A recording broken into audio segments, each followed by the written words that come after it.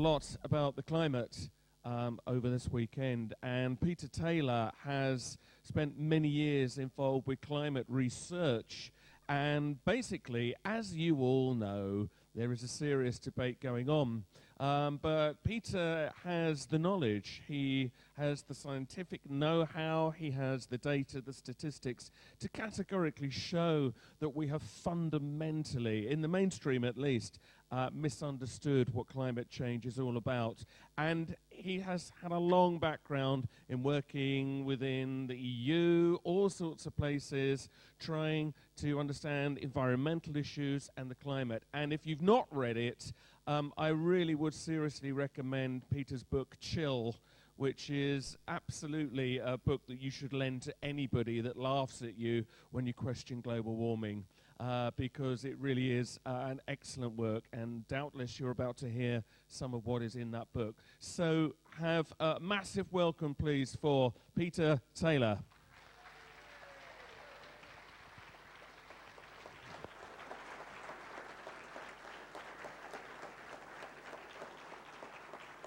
Thank you. Can everybody hear okay? Yeah, okay. I'd really like to be able to see you, and I can't. Yes, I do have a long history of working in science, all the way up to the UN. I was listening to Scott Tipp's views on those committees that he attends, a huge respect for him to go to those things time and time again. I used to do that. I did that for about 12 years as Greenpeace's chief legal advocate and scientific advisor on ocean pollution. And his description of those committees and the way they work is absolutely accurate, particularly how, for example, the Russians, the Chinese, anyone who is linguistically compromised in a meeting are, first of all, they're very quiet and they're easily sidestepped and manipulated by the chairpersons, who are very carefully chosen. But there's always an agenda, there's always something they want. I don't really like using that word, but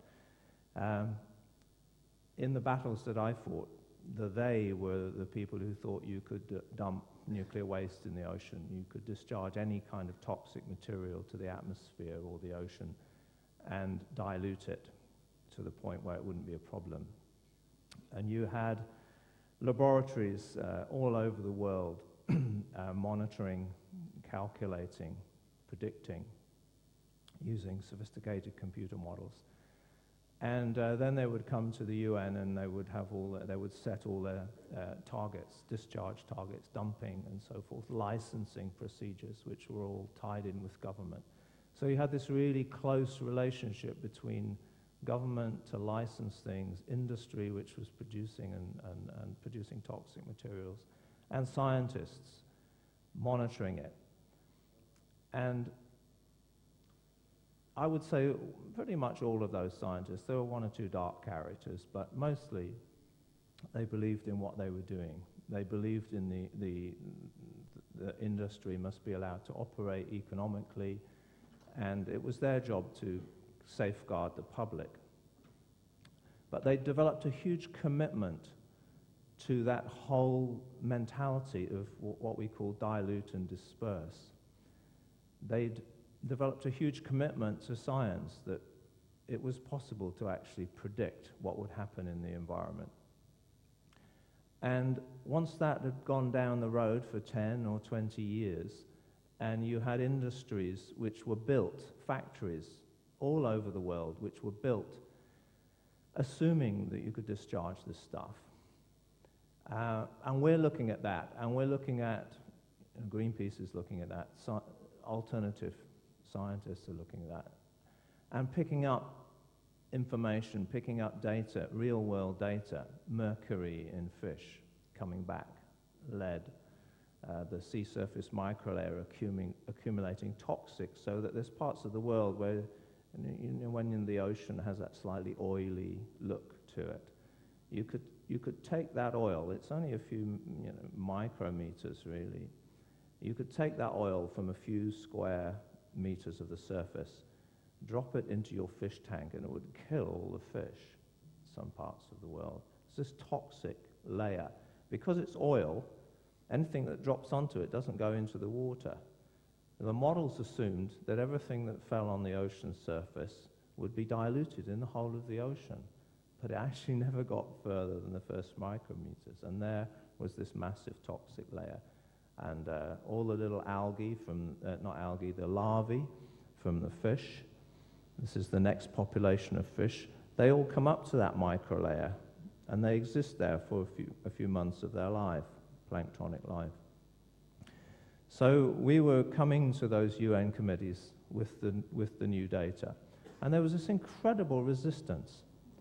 And you had to be very persistent and sophisticated to get through, and it took us 12 years to overturn that whole paradigm and to say, actually, the best way forward is not to think you can predict, but it's actually to do the right thing with your factories. Don't produce the toxic material in the first place. So we had to have a double strategy. One was to try and stop them doing it, and Greenpeace boats were out there to stop the nuclear waste dumping. And the other was to develop a strategy, an exit strategy for these people, so that they wouldn't oppose you so much. So we had to network across the planet all the best practices of industrial production and come with a formula, a clean production strategy. And I had teams working on that and teams working on criticizing the models. And my work was primarily criticizing the models. And I got a really excellent PhD guy. I mean, these are people who are going to work for virtually nothing for 3 years. Tim Jackson. He's now Professor of Sustainable Development at Surrey University and sits on the Sustainable Development Commission. I gave him his first job. So way back, we were starting to make a difference. We pretty much cleaned up the oceans.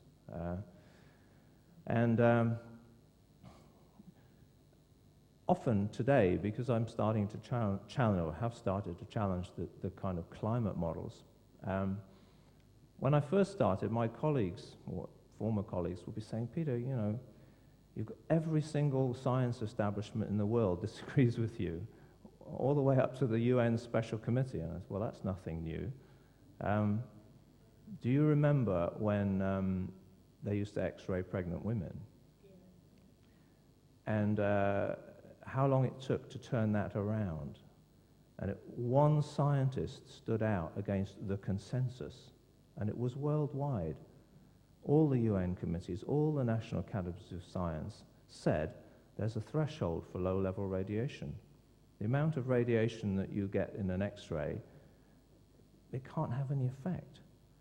One person studying and looking, well, actually, she didn't start looking. The doctors were coming to her. She was an epidemiologist at Oxford University. The doctors were coming to her and saying, we're seeing far more childhood leukemias than we should. And she started to collect the data, and then she employed an epidemiologist, a very good statistician, to look over it. And they first reported saying, we're finding an excess of leukemia in women who've been X-rayed when they were pregnant. The establishment would not listen.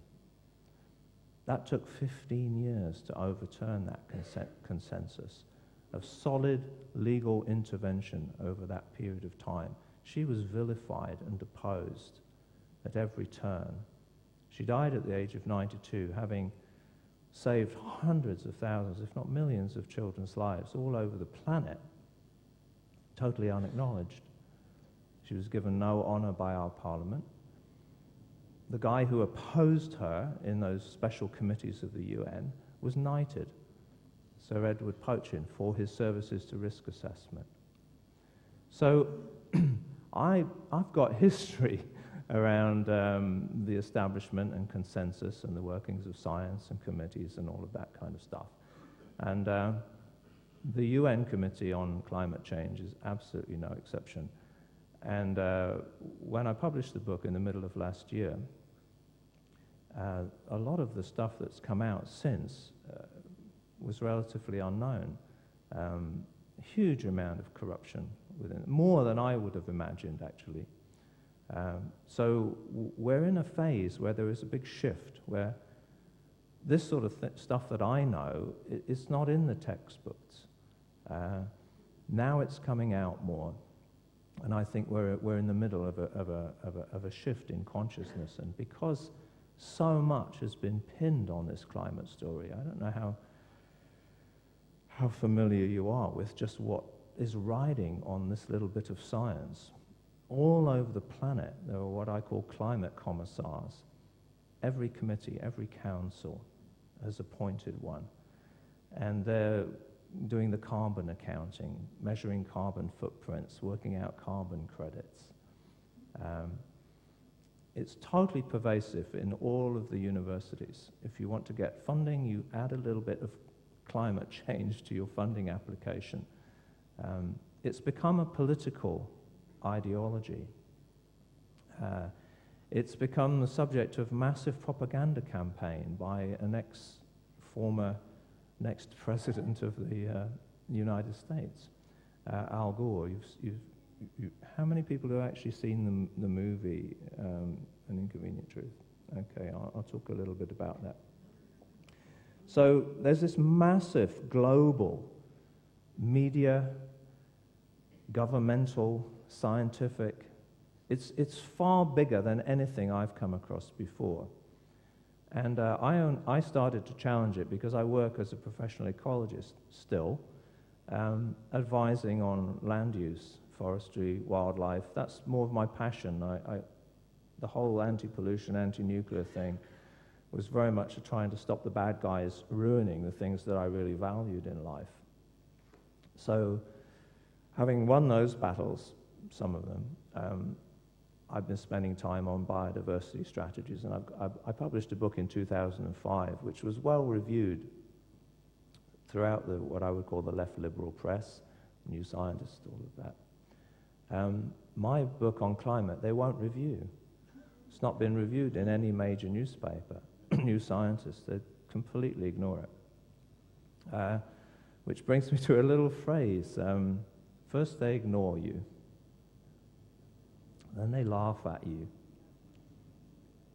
then they attack you, then you win. Gandhi. So we're at the stage now where they're beginning to attack me, and I'm very conscious speaking to you today that I'm going to give them a lot of ammunition because they can't attack me on a scientific level, actually, because they will lose.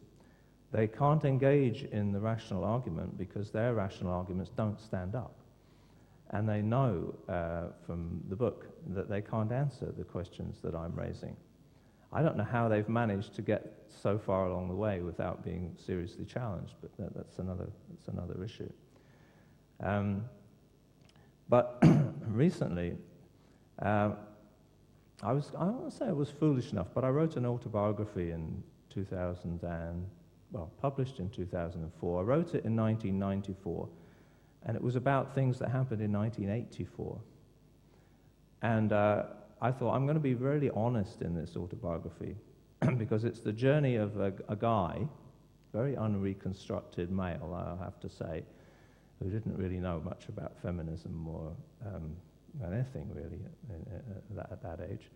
And it traces my time from university. I went to Oxford, to setting up my research group, leaving the university because it wasn't radical enough, and then encountering this battle, and at the same time trying to open up my mind, expand my consciousness in yogic training with an Himalayan master, and at the same time fight the establishment, the nuclear establishment, who behind the scenes there was the mafia. They deal with the whole waste trade, by the way, the Freemasons who run all the banks, the military who run all the nuclear programs.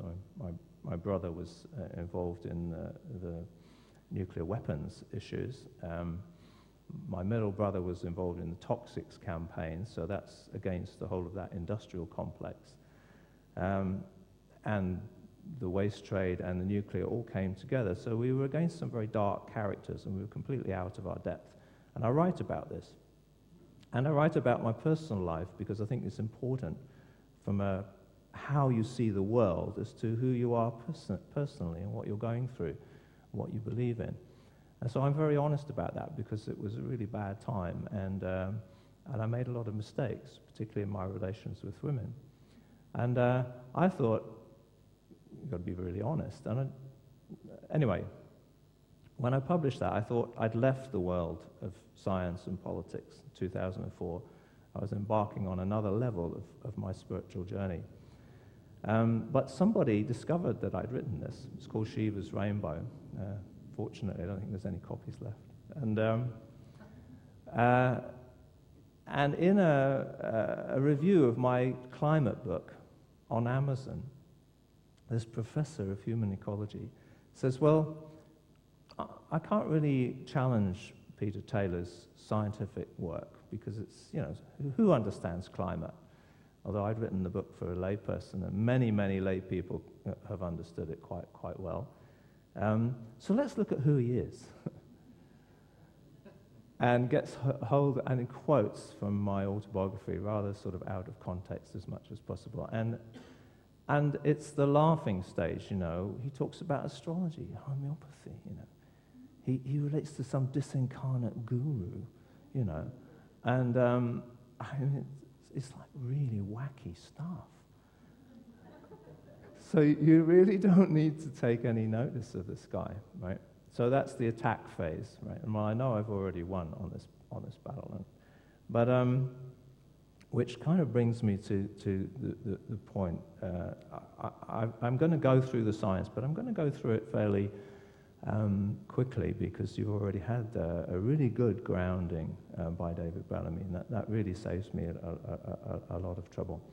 But I want to relate to something that Manjir said yesterday, and about the universe and how 96% of it is invisible.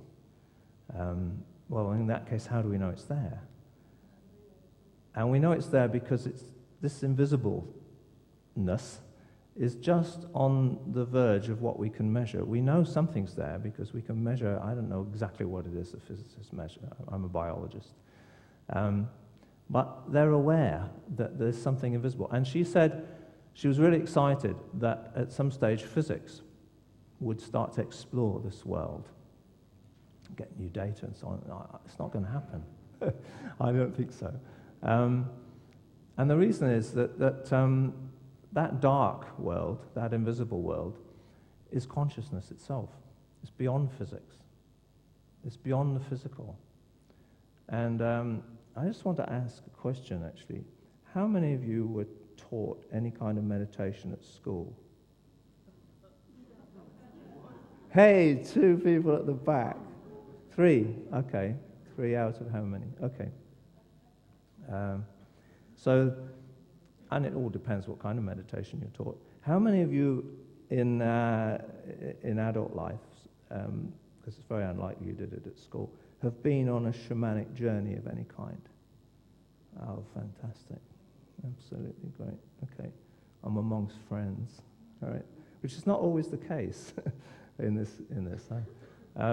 I go out into the straight world recently to the Energy Institute where I gave a talk, mostly physicists and engineers. And so they're beginning to listen. Politicians are beginning to listen. Oddly enough, the people most interested in this story are the financial world, the bankers pulling me in.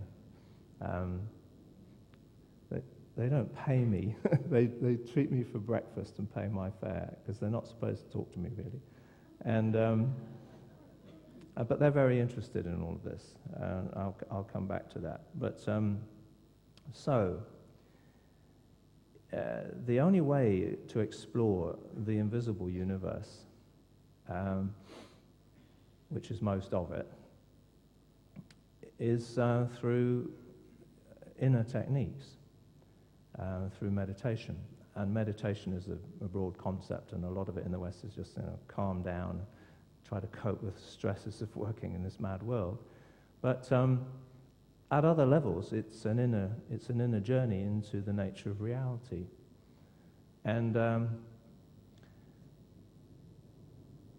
how many of you know that there's something called the Royal Society. Right, okay, the Royal Society is the absolute most fundamental established scientific society in the world. I mean, it's the world leader. It's sort of set up. Modern science really began in the 1600s, and the Royal Society was like, I guess, probably one of the first societies in that way. And to become a fellow of the Royal Society is just about every scientist's kind of dream. It's the ultimate accolade where you're accepted into the higher echelons of science. So, the Royal Society was founded sometime in 1600s by 6 people, scientists, and the leader of whom was Elias Ashmole. And in Oxford, there's this wonderful place, the Ashmolean Museum. I really recommend it, which was kind of founded by him. And I recently read his biography, largely because it had on the title, The Magus of Freemasonry, Elias Ashmole. And I thought, that's interesting. And I didn't realize this, but the 6 founding fathers of modern science were not just Freemasons. They were all Freemasons, actually. But they were something else, which I hadn't realized. They were all alchemists. And I didn't really know much about alchemists. You know, I knew that they were, they had a kind of coded way of working on inner consciousness. That was playing around with metals and salts and crucibles and all that kind of stuff. That was all the disguise. That was all the deception. And it was absolutely essential. If you wanted to work on your inner consciousness, and especially the way the alchemists worked, which I didn't realize, but if you did, in the early 1600s still, it's the kind of time of Cromwell, and, it's a pretty dark time, but you can go back, over the previous 300 or 400 years, then, the church had some pretty nasty ways of dealing with people like that. You could get roasted alive. Burnt at the stake was, largely for women, but for men, they would shove a metal spike up your backside and coming out of your throat and baste you over a slow fire. There were all kinds of different ways of dealing with what they call heretics. So if you wanted to do anything magical, you had to do it secretly. And so the alchemists were a secret society, and all of that chemistry stuff was a code for transmuting consciousness. Now, most people know that. Well, does anybody actually know this already? Great, okay. Now, what you may not know, I knew that, but what I didn't know was that alchemy comes from the word alchem, which means out of Egypt. And that the alchemists' most fundamental element of their training to raise their consciousness involved partner sex. It involved meditative sexual union called the sacred marriage. And being a yogi, we know this as Tantra in the East. And you'll be aware that one of the deepest shamanic relationships that humanity has, the first animal power that humanity allied its consciousness with, was the snake. Now, the Christians have a particular take on that, but in the East, the snake is Kundalini, the serpent power. And all of meditation is about liberating that serpent power, bringing it up through from the base of the spine to the vision center. And actually the purpose is not so much for visioning. The purpose is to unite with the divine. And only when you've really tapped into that power can you have any kind of real deep inner experience of what that divinity is. And that's the world of consciousness. This is expanded consciousness. It's not a world of information and data. It's a world of experience. And it's also a world of what in the East are called powers or siddhis. As the energy rises up into the brain centers, new ways of seeing are suddenly precipitated. And somebody who's really developed on that level can see in different ways. Now, strangely enough, women can do this naturally without a lot of training, as long as they're not too suppressed. Because I hope I'm not getting too adult here, but the orgasmic power, if it's handled in the right way, is the Kundalini, and it naturally moves. And if women are just schooled a little bit by their elders into what sexuality is really about, which is it's about this journey, and it's about the snake. And even the kind of first elements of medical science understood this, the caduceus, the two snakes. That's the male and female coiling within the system, and how if you balance that, you enter true health and well-being.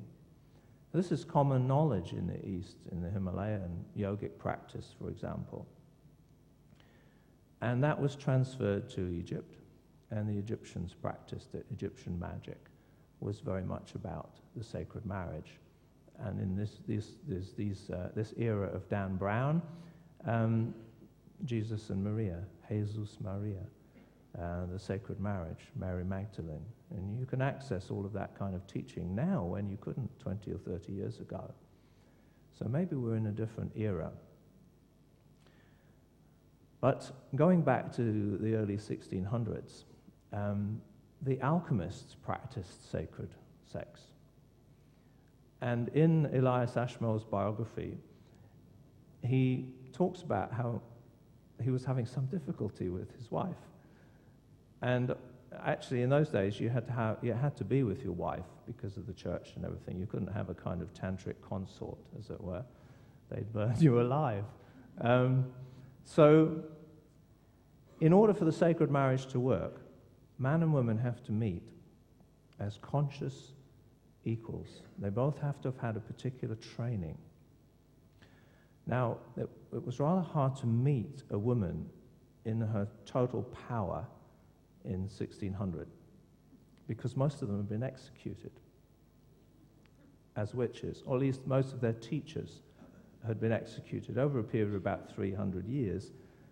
Several hundred thousand, if not millions, had been executed throughout Europe. And not just executed, ritually executed, in such a way that you burn into the psyche of women this incredible fear of really being who they were, and especially liberating that sexual power. So the alchemists were having a rather hard time doing it in terms of the kind of the sacred marriage. And then you begin to understand why Elias Ashmole left the alchemists with 5 others, and joined another secret society that was just at that stage coming up a bit in the pecking order, the Freemasons. And they were also a secret society involved in raising consciousness. And they had a lot to do with sacred geometry, and they were much more in line with the kind of whole patriarchal architectural science that was growing. But their power base was primarily in the financial world, the banking, which was also just taking off. I mean, it was only a couple of hundred years prior to that banks were invented by the Knights Templar, as it were. So these alchemists left alchemy and became alchemical Freemasons. And they didn't have to relate to women in Freemasonry. The esoteric teachings of Freemasonry, all the rites and rituals, which are highly secret, don't involve women. I'm sure they do involve some kind of balancing techniques and raising of consciousness. But again, it all had to be secret. So these guys form a society called the Royal Society, and they invent, guess what? Science. And science means, in Latin, it means knowledge.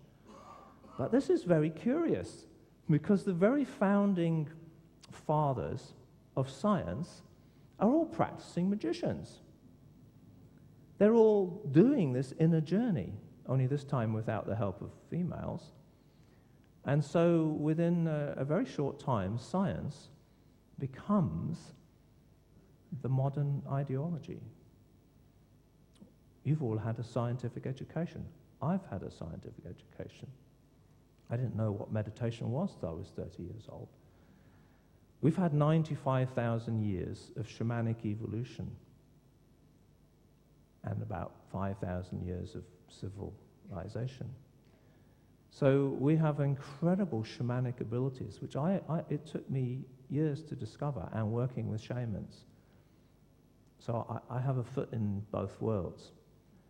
And there's one thing I know, that if you had been trained as children, and if at the age of between 11 and 14 you'd been properly initiated into the true nature of sexuality, and especially the women, if they'd had their grandmothers draw them aside and teach them how to expand their consciousness, how many men here have had the experience of being with a kind of witchy woman who she knows what you're thinking, she knows what you're feeling, she knows where you are and who you're with, you know. Yeah. Well, just imagine if that side of woman was empowered. How little this society would be able to do that is secret. So if you're going to evolve a secret society, if you're going to evolve banks, military, industrial complex, if you're going to build this, which it took off after the Royal Society and the Masons and the alchemists all got together, if you're going to do that secretly, there's one thing you're going to have to do. That's deal with the women. So, execute all their teachers. Educate everybody in school into the masculine mode of inquiry,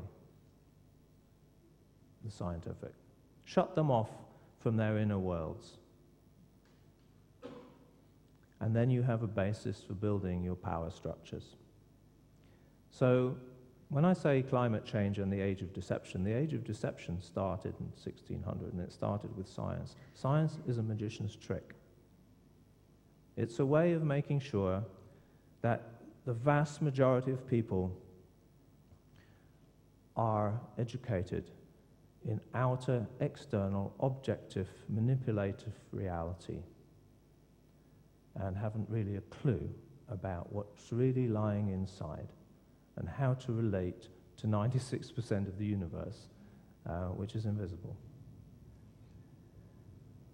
Now, amongst all of that, there were some good scientists: Newton, Galileo, Kepler.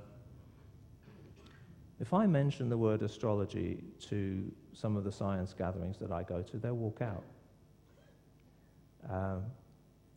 Newton was an astrologer, Galileo was an astrologer. What does it mean? Astrology is the science of consciousness. It's the science of how consciousness incarnates and what the game is, what it's all about, what the purpose is. And we don't even teach it in school. How many people went to university of any kind? Great. How many people were introduced to Carl Jung at university?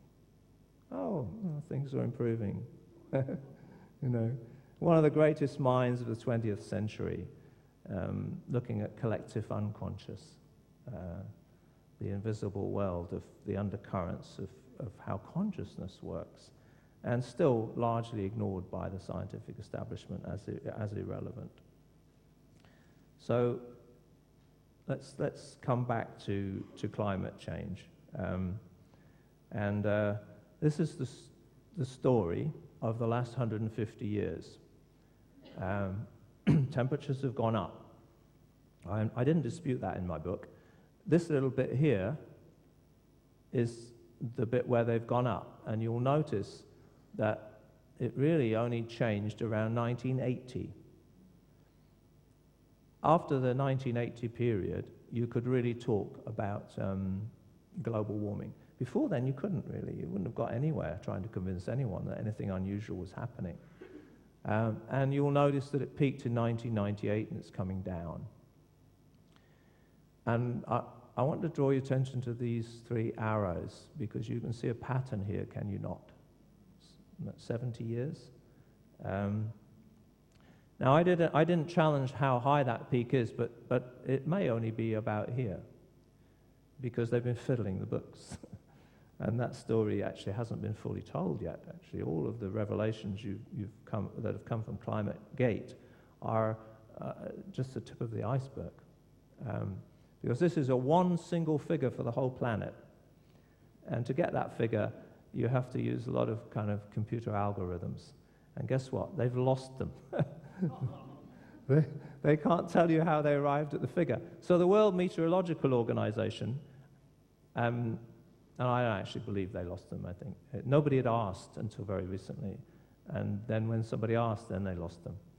And so the World Meteorological Organization is now going to redo all the figures, just to make sure we can have some confidence in them. And the global warming story is dependent entirely on computer models of what the planet would have been doing if we hadn't discharged carbon dioxide into it.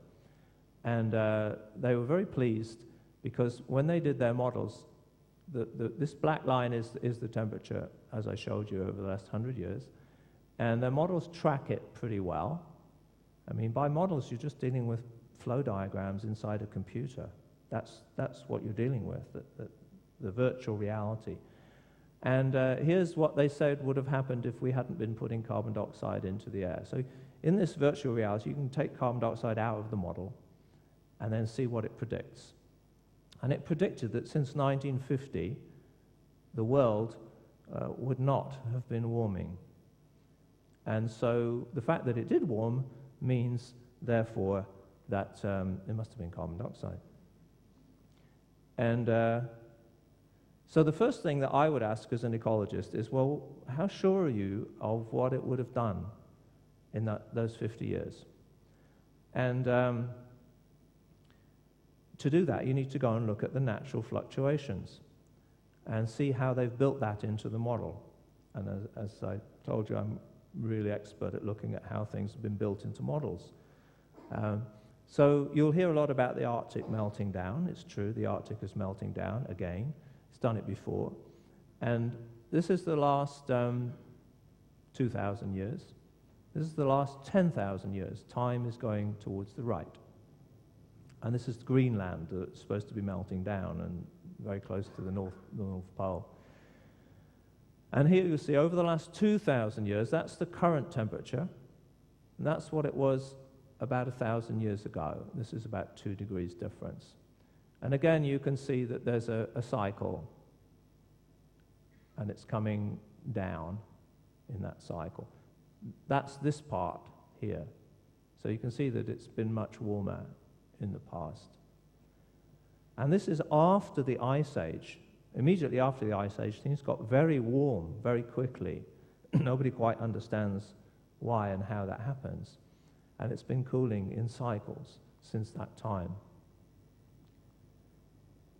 This is modern temperatures in the Arctic, which was the first place I looked. I looked at 32 data sets when I first started my research, and I could only find one that had higher temperatures in 2004 than in 1940. And that's why. In 1940, the Arctic was melting down. And in 2004, it hadn't quite reached the same peak. Recently, it's gone up a bit. It's a little bit more warmer than it was in 1940 in some places in the Arctic. But to me, as an ecologist, this is a cycle. And actually, David showed you this the other day. If you've got cycles, and you've got a long-term cycle here, and you extrapolate that way, you'll get scary climate story. This is normal story, scary climate story, and this is my story. And I'll explain where I get that from. But I'm not that far out. If you were to go to China and talk to Chinese scientists who don't figure too much in the UN discussions, they're also expecting a drop, because this is the pattern. And in China, when it goes cold, this is the little ice age in China, they get famine. So they're very concerned about cycles. They're very, very susceptible to famine in China. It's to do with their geography. You all have heard scary hurricane story. Well, you don't count the number of hurricanes. You measure how much energy each hurricane has, and you call it accumulated cyclone energy. This is the best index that you can have. This is from the experts at the University of Miami. And there you will see this cycle again. No evidence that anything unusual has been going on in the last 10 years. And there's your cycle, 60 or 70 years again, in the North Atlantic. And what can be causing these cycles? Carbon dioxide, computed effect of carbon dioxide as a greenhouse gas. Greenhouse is a complete misnomer. Your greenhouse is warm because it's got a glass ceiling, not because of the carbon dioxide. The atmosphere doesn't have a glass ceiling. Right now, the atmosphere is very warm. You measure the temperature because the oceans are releasing heat. So they go, hey, the atmosphere is warm, just like it was in 1998. We've got the warmest February ever on record, actually, globally, despite all the cooling that you've experienced. But what they don't seem to realize is when you measure heat, and you measure high temperatures in the atmosphere, it means the heat is leaving the planet. The oceans are losing heat. And the main controller of the warmth of the planet isn't actually the greenhouse gases as such, it's clouds. And clouds reflect quite a substantial amount of the incoming radiation that warms the planet here. You've only got to change cloud cover by 1%, less cloud, more warmth, to equal the whole of the global warming. And so I then said, well, has anybody been researching the amount of radiation hitting the surface of the planet? And this data is in my book. It's the only place I've ever found it, actually. You can access it on NASA's website fairly easily. I've tried to discuss it with various scientists. Most of them have never seen it. That's the computed effect of carbon dioxide, the little red bit. Here you see patterns of surface radiation coming through, mostly short wave visible light in pulses which are related to the 11-year solar cycle, peaked here and here. And notice this big change here. So something else is driving the global warming. This is the warming power, and that's the computed carbon dioxide power, about a fifth, which leads me to think that the maximum carbon dioxide effect is about 20%. This is also material that you won't find anywhere else. 80% of global warming, and the UN will tell you this, is held in the oceans. It's the only place that can store heat.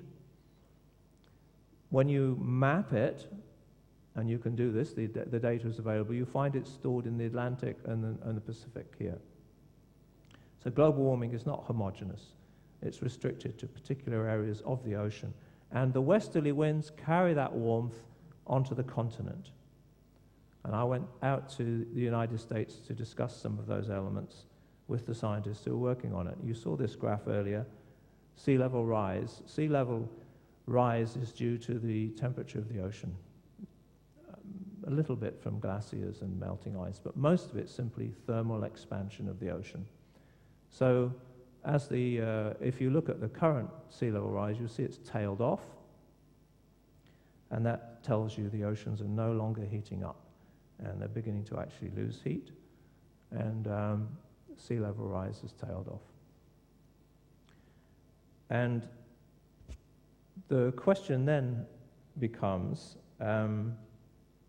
I realize I've cut a lot of the science out because there's things I want to get onto, so I'm going through this fairly quickly. Cloud cover has changed over the global warming period by about 4%. How many people knew that? Okay. There's been a steady change in cloud cover, and that's caused all the warming. And the crucial question is, what's caused the change in clouds? No, they're a really small area of the planet. This is global. And so some scientists have been looking for a relationship, something that would actually affect clouds. You remember the temperature graphs I was showing about the Little Ice Age? About 400 years ago, it was really cold in the whole northern hemisphere. About 1,000 years ago, the Vikings were settled in Greenland. Now, you can go all over the planet and find this pattern over the last 1,000 years. 1,000 years ago, it was warmer than it was today. 400 years ago, in the northern hemisphere at least, it was very, very cold. Massive, lots of disease and starvation. Well, this isn't a graph of temperature. This is a graph of the magnetic fields of the sun. I won't go into the science of how we know, but basically, the magnetic patterns of the sun affect our atmosphere. There's a flux of radiation, produces a kind of dust, settles in the ice, and you can measure, therefore, the patterns of the sun's activity going back 1,000 years. So this is a correlation. And using that technology to investigate what the sun has been doing, what you find is that 8,000 years ago, in the area that I live, the Somerset Levels, the Neolithic people were eating pelicans for breakfast. 6,000 years ago, you can find beach structures on northern Greenland, suggesting that the Arctic Ocean was ice-free. 2,000 years ago, as David mentioned, the Romans were growing vineyards on the border with Scotland. 1,000 years ago, the Vikings were in Greenland. And today, great tits are nesting 2 weeks early in England. Global warming. Notice the cyclic nature. And also, for mathematicians amongst you, there's a pattern here. If you were to average that cycle, how many cycles in 1,000 years, and you get an average of, I don't know what you're going to get, once every 2,500 years or something like that. That's how the computer physicists work, and I didn't ever understand why they never bothered to look with Fibonacci numbers, 8, 5, 3, 2, 1, 1, which is a spiral. But they don't. And here we come to the arch magician. Whatever you do, don't look at this gap here. There's the temperature, there's the carbon dioxide. David Bellamy mentioned it the other day. It's 600 to 800 years. The temperature rises and the carbon dioxide follows it. And the temperature drops and the carbon dioxide drops. And so the fact that you can go, and he made a big theatrical thing about climbing on a ladder and going, ooh, carbon dioxide's going up here, does not mean that temperature is going to follow. It's never done that. That's your scary climate story. And he says, you may have heard there is disagreement among scientists. Well, actually, not really. Now, he goes back a long way. He goes back to times when he was vice president and therefore would have known and been privy to the National Academy of Sciences that didn't come on board with the scary climate story until between 2001 and 2004. They were continually critical of it, as were the Russian Academy of Sciences. And eventually they did come on board. But high-level scientific disagreement existed throughout his time as vice president. And he knows full well that there is no real consensus. He knows exactly how that consensus has been constructed Scott Tips was exactly correct in the way he's describing that process and how it's done and how it's maintained. So, who does Al Gore hang out with? Who is he allied with? Because this is a massive deception. He got an Oscar, which he deserved. He got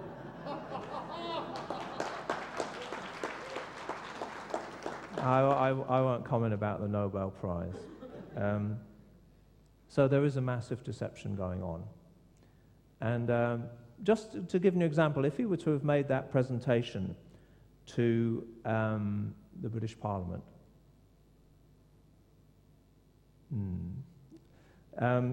he probably, I was going to say he would certainly, but he probably would have been asked to declare an interest, any interest that he might have, any financial interest that he might have, especially these days.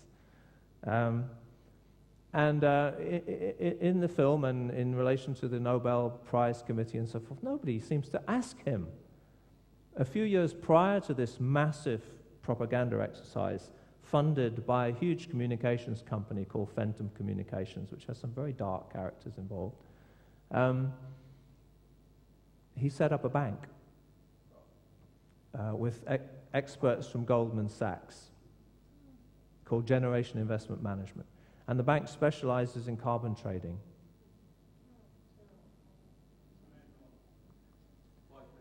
Okay. There is a lack of consensus. I'm not going to go into that because I want to go further.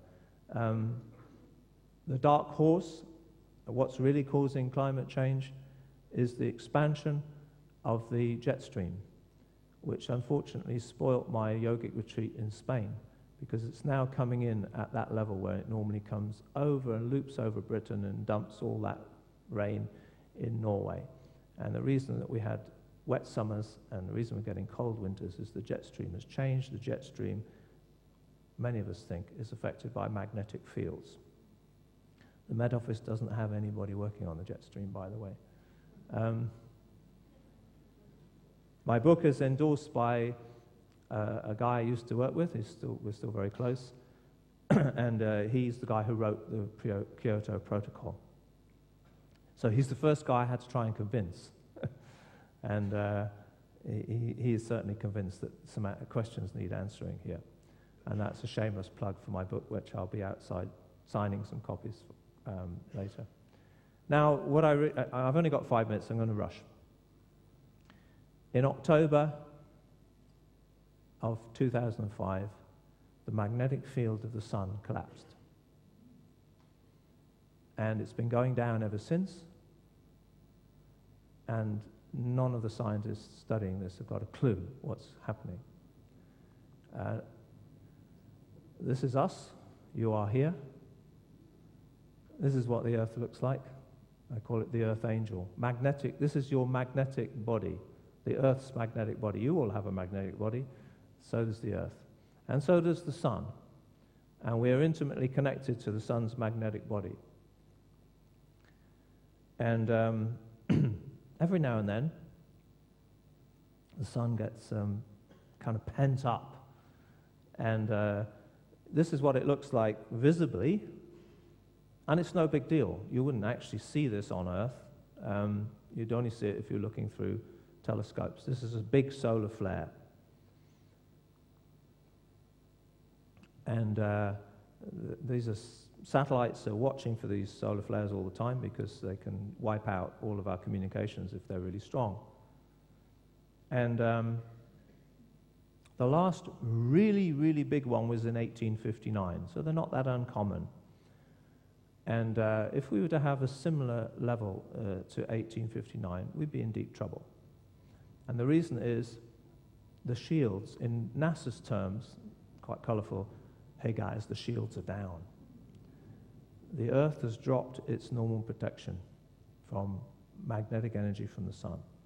If we had another pulse on that level, then according to the US National Academy of Sciences' rather unpublicized report last year to Congress, we could lose the whole of the northern hemisphere's electrical grid. So as an exercise in how much you know about what really matters, right, is Climate change is, again, it's a bit of a red herring. Space weather. The whole scientific establishment knows about this and are preparing, but they haven't told anybody. And that is because you just imagine that nothing changes one day, nothing at all. It all looks exactly the same. But every time you go for a switch, nothing comes on for 3 years. Just think about that. How long it would take for supermarket shelves to empty. They wouldn't be refilled for 3 years. There'd be no fuel for the cars. 90% of the cars, or 99%, wouldn't work anyway because the computer chips would have been fried by the electromagnetic pulse. No communications, no radio, no TV. You wouldn't know what was happening. No transport, no food, no fuel. 3 or 4 years. And even if you start to trying to repair the system, the lines of supply are about 3 days long in either direction for virtually everything. So that would be the end of civilization as you know it. 2012 would be right on your doorstep. The pulse would have happened. You wouldn't know about it. And all the prophecies would have been fulfilled. And this is a perfectly normal, natural event that could be happening every 200 years, that science has known about for quite some time and hasn't told you.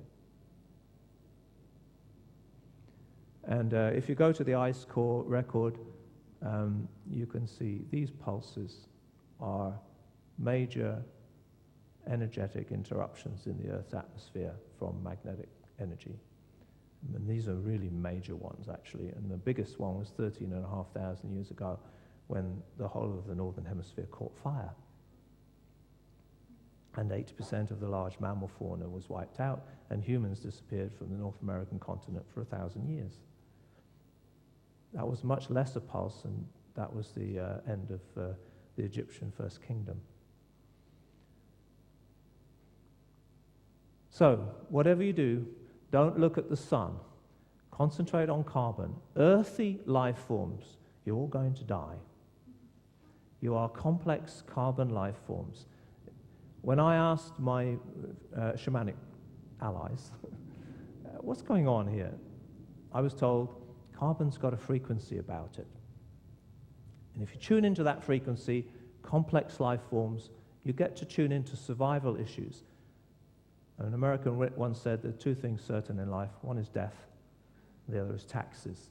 Well, under Mr. Gore's regime, carbon taxes, carbon trading, carbon credits, carbon banks, a global currency.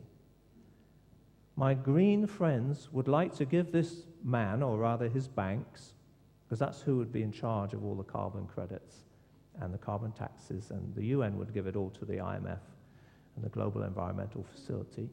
Trillions of taxpayers' money to spend on development to help the world. Turbines, barrages, biofuels, nuclear power stations. That's what you need. Whatever you do, don't look at the sun. It's a different frequency. It's solar, elemental, simple, eternal. It has a plasmic web which you can't see. It's ethereal. It's cyclic. She has rhythms. Free spirit, original, and creative source, especially if you study astrology. We are fractals of the sun. 500 million years ago, we didn't exist. The sun was there, plotting our existence. We were dreamed into existence by the whole galaxy. What is an astrological sign? It's a coordinate. It's a galactic coordinate of who you and I, each individual person, who we are. A good astrologer can tell you who you are, what your challenges will be, when they will come.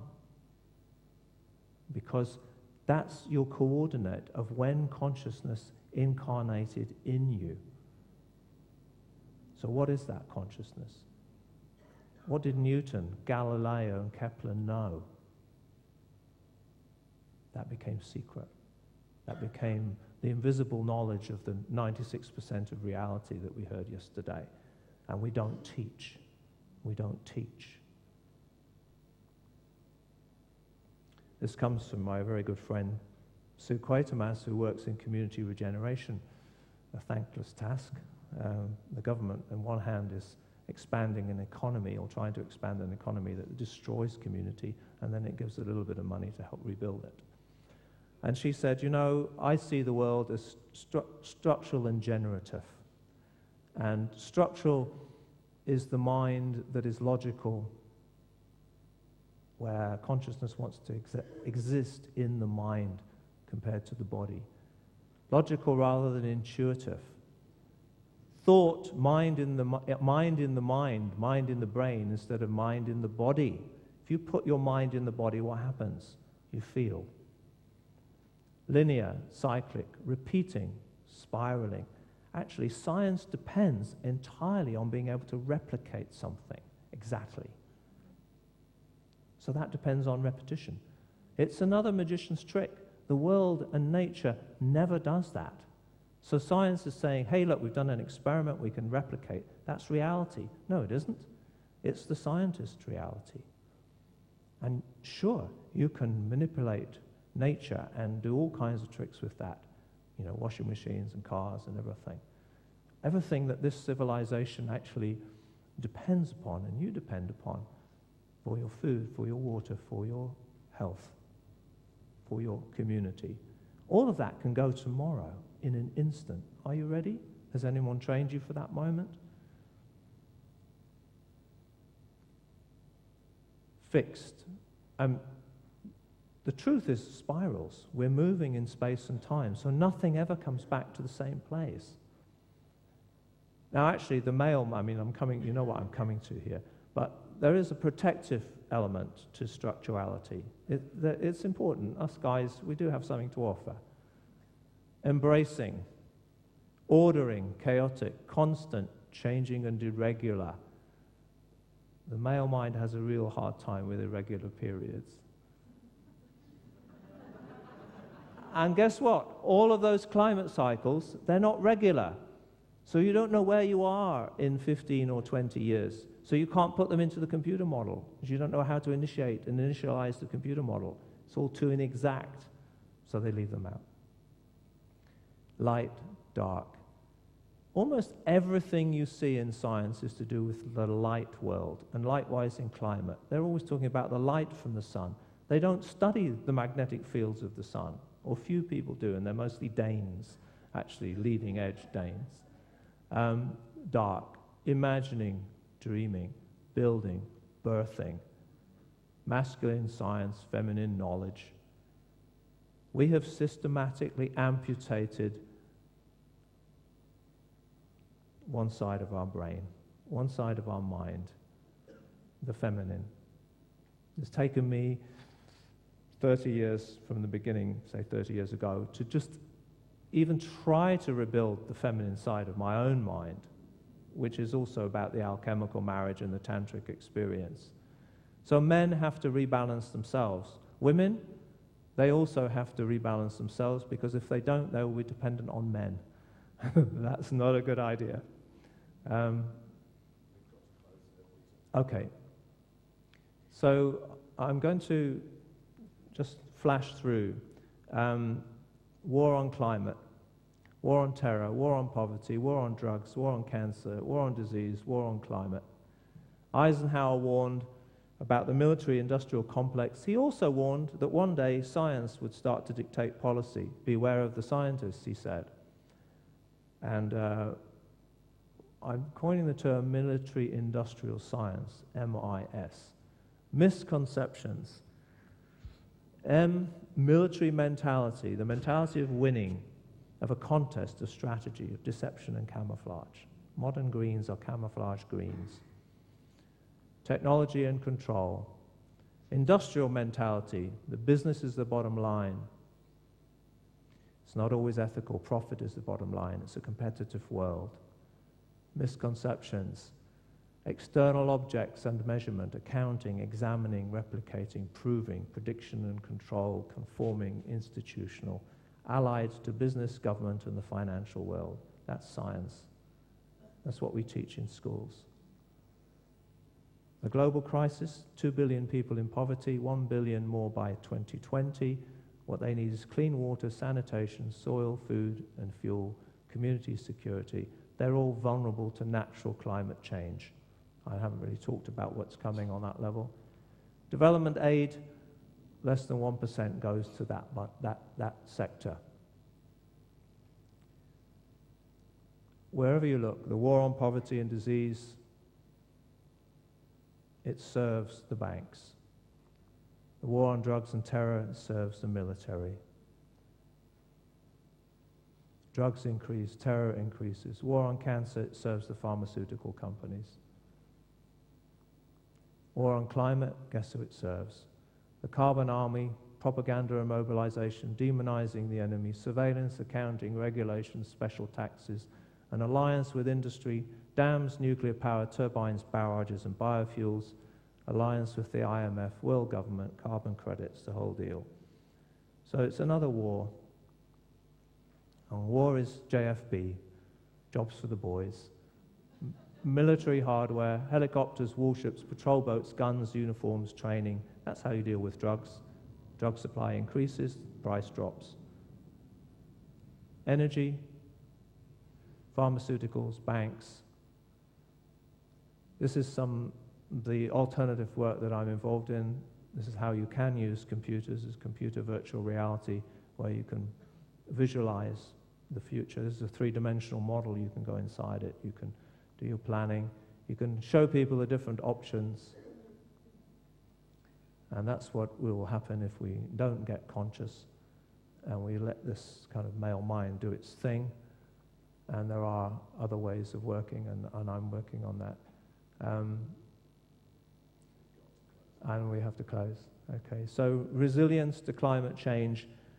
And as a final comment, the answer is not technical. It's not about eco-sustainable strategies. None of that is happening.